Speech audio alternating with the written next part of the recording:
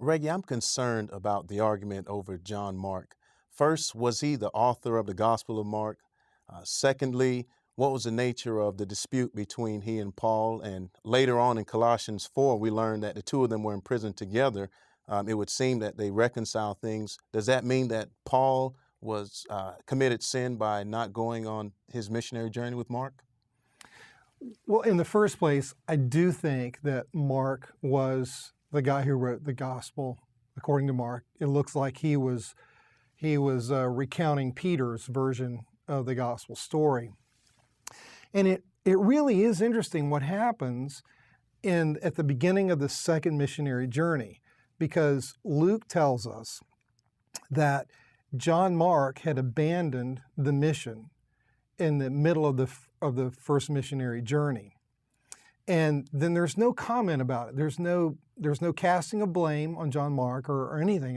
It's mentioned.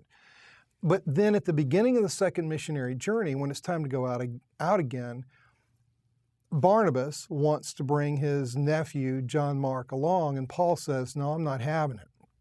And we're not, because it's just because he abandoned them. We don't know why John Mark left. We don't know if he was lonely and missed his mother back in Jerusalem. We don't know if he got upset, because at the beginning of the first missionary journey, Luke keeps describing it as being Barnabas and Saul. Barnabas and Saul. His relative seems to be in charge. And then somewhere on the island of Cyprus, there's a transition. And when it's time for Saul to go speak to the Roman governor, who happens to share one of Paul's Roman names, he's Sergius Paulus, and Saul is his Jewish name, Paul is his Roman name. He starts using the Roman name, whereas before he had just used his Jewish name.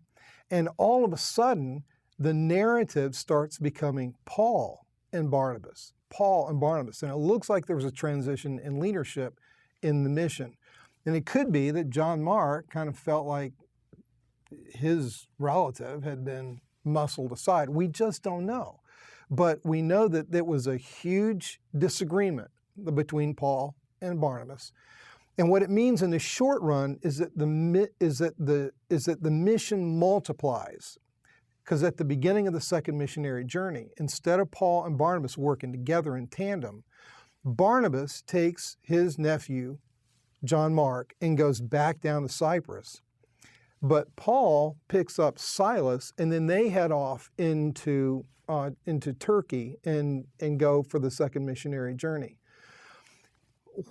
And then it looks like some 10 years later, like you said in Colossians 4, John Mark is now with Paul. Right. And then later on in 2 Timothy 4, at the very end of Paul's ministry, just as he faces martyrdom, he asks Timothy to bring John Mark along with him. And there's an expression of real warmth towards him. Now, what's interesting, you ask about whether Paul sinned or whatever. What's interesting is that Luke never casts judgment in the matter and doesn't blame either party. And apparently, Paul and Barnabas split in such a way that neither of them kind of forced the other to take a position or to go be repentant or anything like that. They just kind of left it open-ended. And over a period of time, the Lord worked things out. And what's important for us is to recognize is that they didn't push each other into a kind of disagreement that would be fatal to their relationship. And they gave each other time, and apparently over time the Lord worked His grace and changed somebody's heart. And I think that's the important takeaway for us. Sometimes it's just impossible to say who's right and who's wrong. What's important is to keep as much of the relationship intact as you can, and then give the Lord time to work in your heart and in the other heart. And the work of the cross will eventually have its way.